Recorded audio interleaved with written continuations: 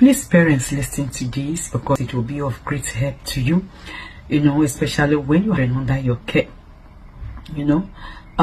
Please, you must understand it's not every time that as a parent or as a guardian you must shout on the child before the child hears you, or every time you must hit the child with something, get the child beaten because you believe through that way that you can get the attention of the child, or whatsoever thing you are saying to that child can sink into the child. Because at times I even hear some parents going to the extent of saying, in our days we are not like this, we are much more submissive to our parents.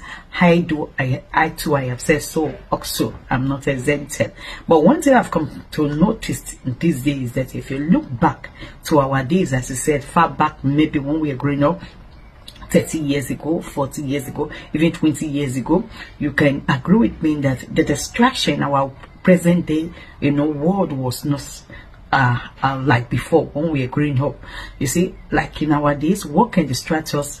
Basically maybe friends, moving with the wrong friends. But in these days, not only friends that distract our children from giving attention to us, as when they have the wrong friends around them.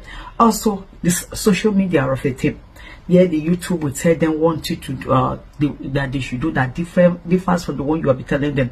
Then what you see called Facebook will come and offer its own advice.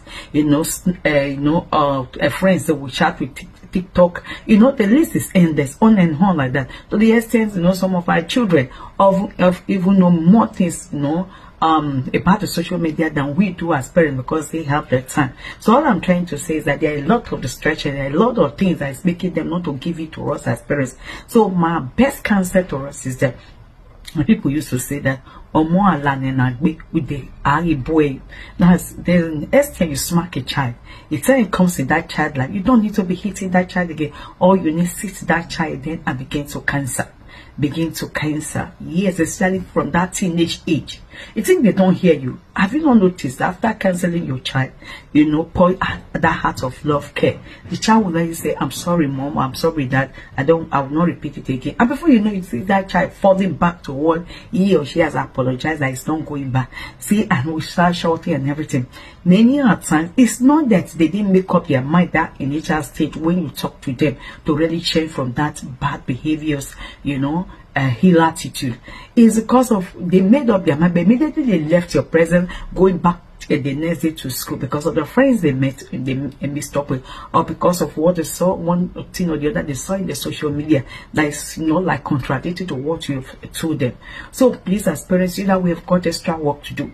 So cancel that child, make that child to know the importance of what you are trying to inculcate into him or her. If he or she listens to you, I will have a better future. And also, not only canceling, and with canceling, we are doing another thing. Let's try and live an example life before them. Also, make them know that these things we're telling them is possible. And let's be patient with them. Let's be patient with them. Let's try to be our children's friend instead of being a threat to them. Please, it will help us. And above it all, let's spend time to pray for them. Pray not only for them that's in their heart sense, you pray for them alone, but also pray with them.